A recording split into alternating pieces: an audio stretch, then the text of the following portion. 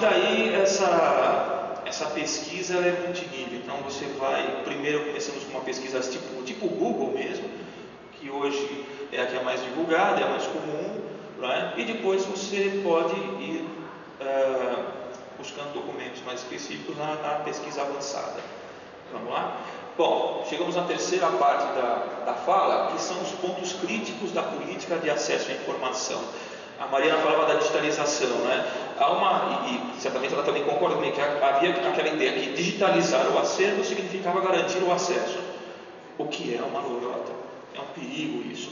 Por quê? Porque as instituições despendem uma grande quantidade de dinheiro para digitalizar os seus acervos, e veja, há também uma outra visão equivocada, que digitalizar significa preservar o documento. Isso é errado. Você precisa preservar o documento no suporte original o máximo possível, tá bem?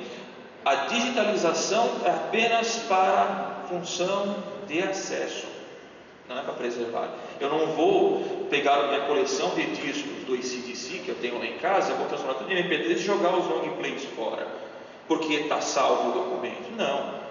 Não é essa a lógica, certo? Mas é o que ainda, agora está bem mais tranquilo. Eu lembro que no começo dos anos 2000, nessa virada dos 90 para os 2000, quando se começava a falar de digitalização, havia essa fala, a digitalização de preservação. Não existe, certo?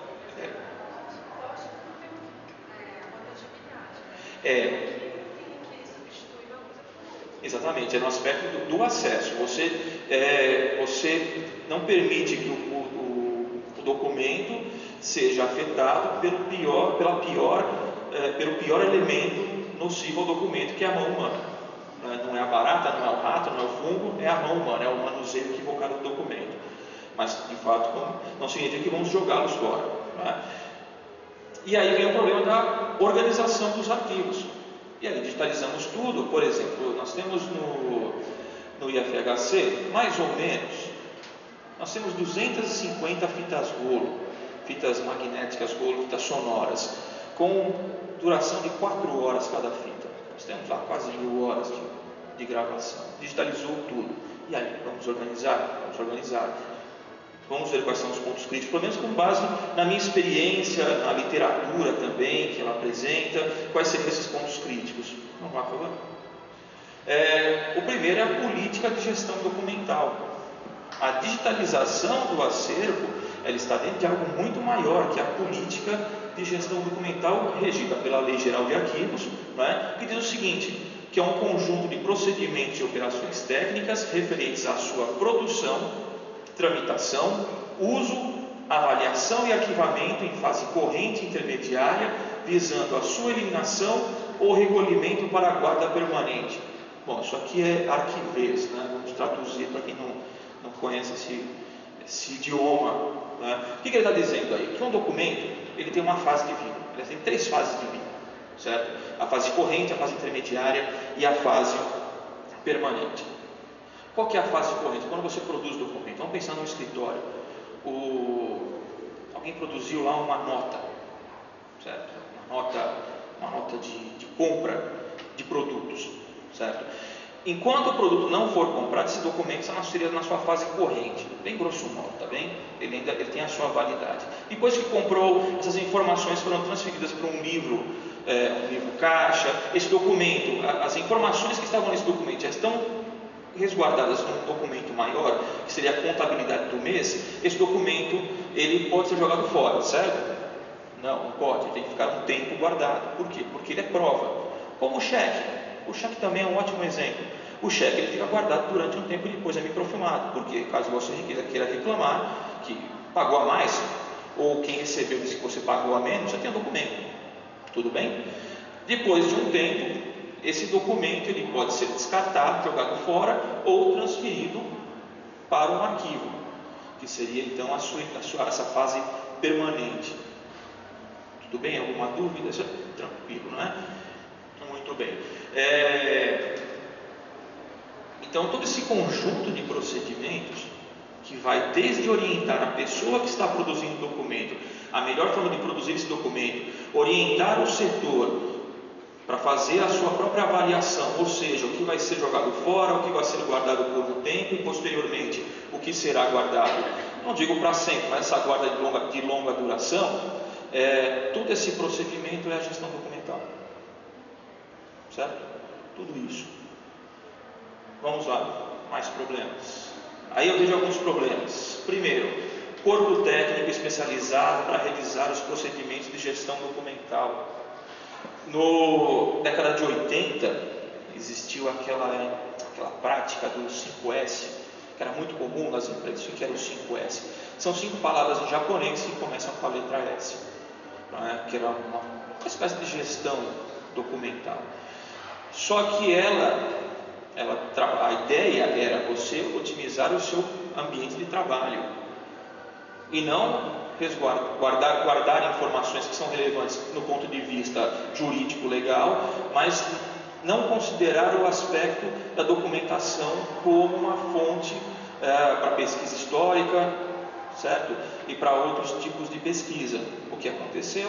O 5S foi um verdadeiro, esse pessoal na época da BUM que passou por esse processo, vivenciou esse processo, me contou, falou que foi assim, um tsunami, uma palavra em japonês, que jogou-se muita coisa fora. As empresas perderam uma quantidade de documentos muito relevante para a pesquisa histórica por conta dessa prática.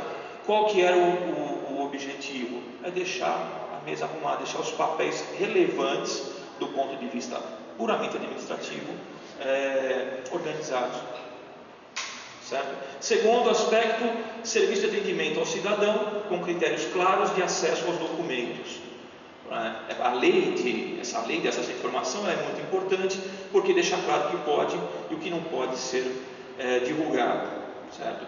Mas as instituições que custodiam arquivos, que têm posse de arquivos, precisam ter um atendimento, um serviço de atendimento claro ao cidadão. Um exemplo interessante, talvez, seja o próprio Arquivo do Estado, que coloca as informações de interesse público no site.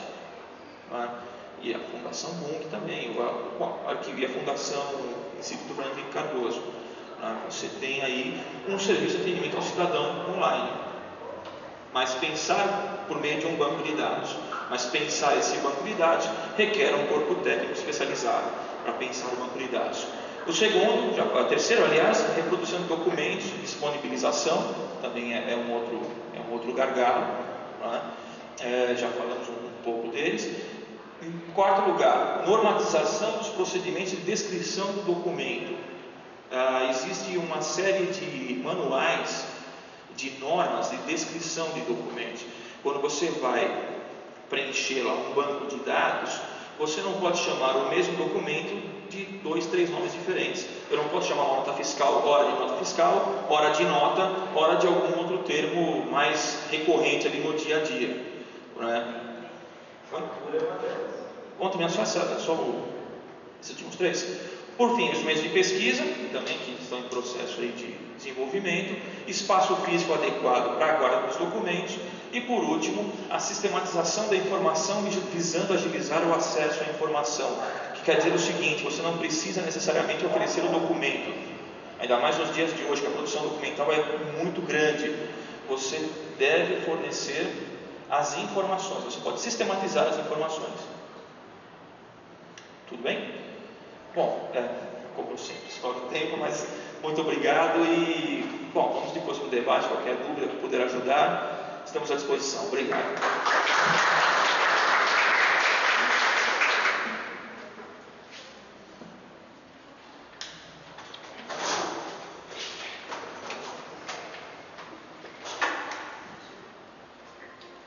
Bom, gente, agora vamos iniciar o nosso debate, sobre esse tema. Alguém teria alguma pergunta? Pode fazer.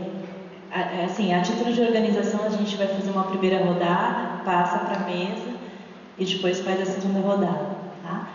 Expedito, pode falar. Quer falar no microfone? Não. Sim, não sabe ser o primeiro, se você também quer, mas...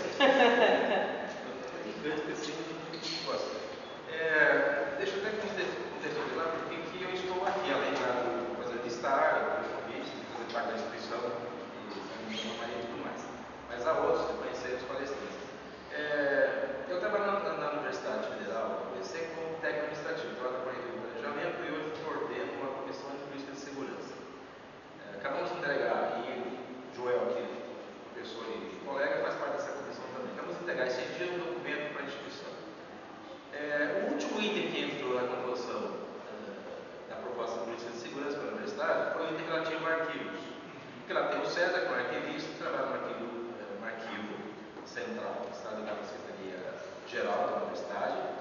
tem, desde que ele está num sofrimento enorme, que todo colega já saiu da universidade, por conta dessas dificuldades de regulação que você agora afinal.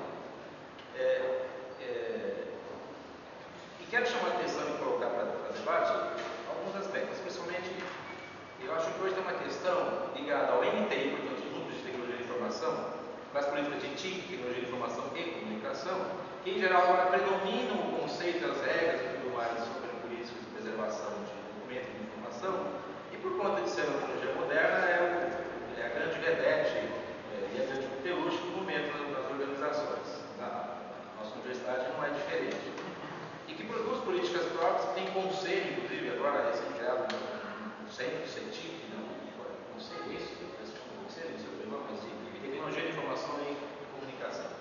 E tem prerrogativas próprias, desde com legislação também própria, e sempre se protege da sustentação aos conceitos da tecnologia de informação. Então, coitado do César, arquivista, no cantinho dele, lá ele sofre, porque não pode nada, porque ele está lá na hierarquia, lá embaixo, tem dificuldade de nos convencer a todos da organização de que é necessário implementar também a regra, a legislação sobre a preservação de arquivos e tudo mais. Gestão de documentação, documental, numeração, nomes, nomenclatura e por aí vai. Para sorte, talvez, dele, não sei, esse é um assunto que me é familiar já há muitos anos.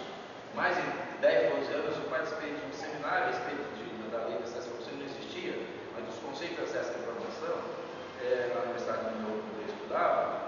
E também, somando isso aí, no ano passado houve um seminário internacional sobre combate à corrupção em Brasília, e que esse tema foi debatido. Então, o conceito do acesso à informação como lei, mas também o conceito do acesso à informação como combate à corrupção por conta da disponibilidade da informação, ou da facilidade do acesso à informação. Então, a lei vem dizer, você é obrigado a se antecipar e tornar disponível a informação às pessoas, aos cidadãos. Muito bem. Mas quando eu vejo os debates em geral, eles estão muito ligados à história dos historiadores, ao estudo da pesquisa, inclusive pesquisa acadêmica, por conta dos temas de pesquisa. E conheço diversos amigos, diversos pesquisadores, que se interessar pelo tema a partir, inclusive, dos pesquisadores e dos eventos ligados à história. Mas hoje eu me vi, então, numa situação de ter que produzir documentos, de contribuir na produção do documento, e que tenta relacionar as políticas de segurança e da segurança da informação. Mas ela estava, primeiramente, pensada sob a égide do regulamento do NTI e do CETIP, no nosso caso específico. Então, coloco para a mesa aí os demais essa reflexão e o desafio de como compatibilizar, e como é que vocês têm visto acho que é um empate, inclusive, que deve estar no mercado e no sistema geral do acesso à informação. Inclusive por conta da lei, eu acho que é uma lei fundamental, mas que ainda está um pouco compreendida e deve, talvez, facilitar um pouco mais essa questão. Mas eu acho que esqueceram na lei, tem muito mais a coisa do direito da cidadania do que da preservação, como se fala assim, um pouco da coisa do arquivo do documento em geral. Obrigado. Perfeito. Mais alguma pergunta? Bom, eu teria algumas questões aqui para a mesa. Primeiro, com relação à questão, acho que você tocou, o Expedito, né, da internet, como acontece uma situação dentro da ciência de informação que é completamente atípica, né, que é um boom de informações, e se a gente fosse pensar pela lógica arquivística, né, anterior, acontece uma situação muito atípica, e eu acho que a figura do arquivista aí, né, porque há uma certa confusão. O historiador, ele usa os arquivos, né, como pesquisa, mas quem gerencia são os arquivistas, né? Então, eu acho uma situação atípica do ponto de vista da arquivologia que deve ser repensada e fruto desse debate também. Agora, uma outra questão que vocês tocaram de uma maneira ou de outra foi a relação, né, que o arquivo tem com a democracia. E isso, para mim, é uma questão muito cara, né? Porque eu acredito assim, que isso diz respeito muito a gente a pensar essas políticas públicas com relação ao acesso às informações, aos arquivos, etc. Uma vez que elas tocam por questões da nossa própria história brasileira, como esses períodos, longos períodos de exceção que nós tivemos, que é o caso do Estado Novo e da ditadura militar, e que, vamos dizer assim, existem vítimas desses regimes e cuja reparação está diretamente a ver com a abertura desses arquivos. Eu participei nos idos dos anos 90 da discussão com relação à abertura do arquivo do DOPS, no arquivo do Estado, e aí há uma importância também da parte da sociedade civil se engajar, porque também não pensar o arquivo como uma coisa completamente distante, mas é algo que interessa a toda a sociedade civil. Então, quando há uma discussão nesse sentido de abertura de arquivos, primar por ter setores da sociedade civil que sejam representados e que possam fazer esse debate. E ainda me lembro quando fiz as minhas pesquisas, as primeiras pesquisas do DOPS, que eu me deparei com a pasta do Marighella, e vi as fotos dele morto, assassinado e tal, e pensar que toda aquela informação referente a essas pessoas que lutaram contra o regime militar, essas informações ficaram trancafiadas. E eu digo que nesse viés de se pensar uma abertura dos arquivos, a gente ainda está engatinhando. Mesmo com relação ao arquivo DOPS, a gente tem essa abertura aqui em São Paulo, Rio de Janeiro ela já é bem mais restrita, depende da autorização da família e tudo mais. Então, assim, eu acho que há uma carência aí de se pensar essas políticas de informação e acesso, com relação principalmente a esses períodos de exceção, em termos nacionais mesmo, porque existem diversos estados onde esses arquivos ainda estão fechados. E ainda uma questão que foi tocada aqui, que é essas múltiplas funções do arquivo que dependem, por exemplo, da questão da organização, porque não adianta nada um arquivo ser maravilhoso do ponto de vista do potencial documental, mas não ser organizado. E a outra coisa é a questão da visibilidade. Porque se você não faz políticas de divulgação do conteúdo desses documentos, quer seja publicações, quer seja exposições, quer seja o acesso aos sites, as pessoas simplesmente viram aquela caixa de Pandora que ninguém sabe o que está dentro. Então, eu sei da experiência dos dois aqui, a gente nós três aqui passamos anos de nossa vida dentro de arquivos, então eu queria que vocês discorressem sobre isso, explicassem um pouquinho a partir da experiência de vocês.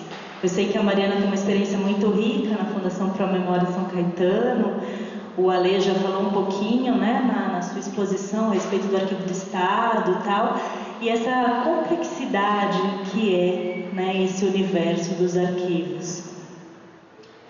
Alguém mais teria mais alguma questão? Eu teria uma questão, mas é mais geral, não sei se espera o próximo espaço agora. Bom, pode fazer agora. Faço agora? Não, ele estava falando do Instituto Fernando Henrique Cardoso, eu lembrei dessa discussão da proposta do Instituto Lula. A gente está aqui no ABC, não há como não lembrar. Falar do Fernando Henrique sem falar do Lula é quase um sacrilégio aqui na ABC. Mas aí eu queria ver com vocês, primeiro, como que está essa discussão. Porque no início, logo que o Lula encerrou o mandato, se falava na criação desse instituto, na criação de um museu, na criação de um arquivo que estaria ligado, inclusive, à região do ABC. A própria UFABC era colocada como um possível parceiro. E mais atualmente se discute, na verdade, que esse instituto vai ficar em São Paulo. Eu acho até que não sei até que ponto não deveria haver uma mobilização com a ABC para que esse instituto tivesse um vínculo mais forte com a ABC. Faz todo sentido o Instituto Fernando Henrique ser em São Paulo pela história, pelo tudo que o Fernando Henrique representa para a cidade de São Paulo, para o Estado. Agora, para o ABC, faria muito sentido ter uma vinculação mais forte com o Instituto ou com o Museu do Lula. Eu queria saber qual é a opinião de vocês, se vocês têm mais informações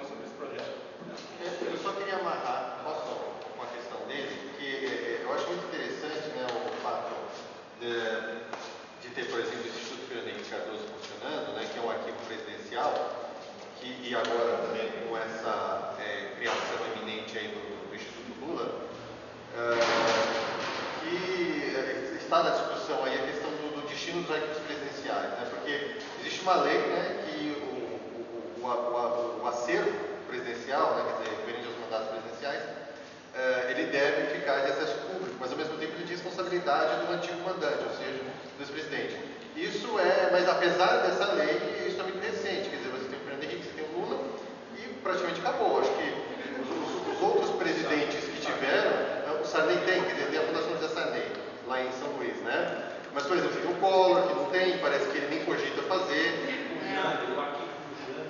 Onde está esses arquivos, né? Essa questão, por exemplo, o Itamar que já faleceu, não sei se os filhos querem levar adiante a filha dele, né? Isso deu certo. Mas ele foi presidente do Daí, não, né?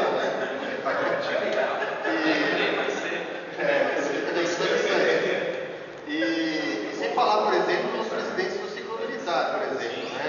Que acho que seria interessante, para além da questão dos arquivos do DOPS, veria onde está, se é que ainda existe, esses acervos, esses presidentes anteriores do Juscelino. Bom, Juscelino acho que é no Memorial JK, não sei, né?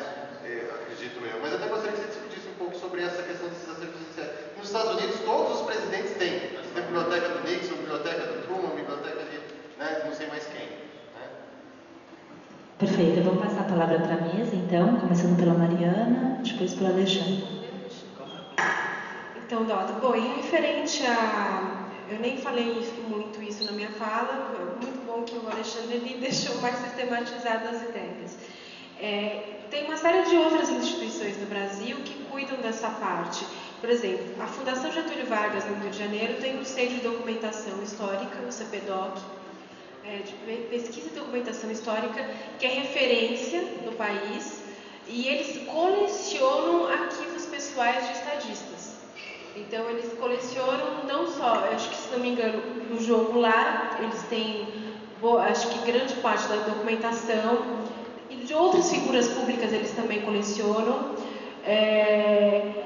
Então, assim, é uma iniciativa da instituição, porque é um foco de pesquisa, né, de história político-social da instituição, porque aqui em São Paulo a gente pouco conhece, mas no Rio eles têm uma parte de história e ciências sociais muito forte.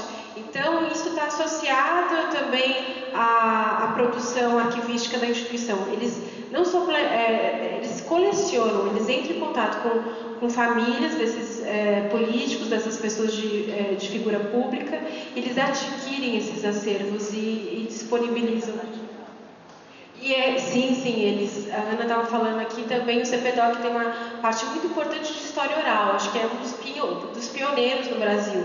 Então, eles têm um acervo vastíssimo de informações gravadas, né, entrevistas, eles fazem entrevistas com essas figuras públicas, então, após o período que essas pessoas exercem o poder. Então, eles têm um foco específico disso, né? Inclusive a história oral, que a Ana trabalha muito com isso, tem a questão da memória. Então, é uma memória que está associada a fatos do passado, a pessoa não está articulando, não está atuando mais naquela área, mas ela recupera situações da sua trajetória e eles documentam isso. Nem tudo, como o Alexandre falou, dentro dessa questão de acesso, tem coisas que tem hiatos. Isso é ponto pacífico. E o CPDOC, eles trabalham com isso. No caso da história oral, muitos entrevistados não permitem que determinadas informações tenham acesso público, né? Então, mas isso faz parte, inclusive, de uma política de gestão da instituição. Eu digo isso porque eu estudei na Fundação Getúlio Vargas, né? E eles têm uma política específica, com uma documentação específica, que toda pessoa que vai lá dar um depoimento libera determinadas informações. Durante a decupagem da fita, eles dizem o que é permitido ter acesso ou não. Então, isso é tudo assinado, né? E no caso por exemplo, de pessoas que têm documentação, mas essas pessoas estão vivas, tem um período de tempo dessa documentação estar em sigilo.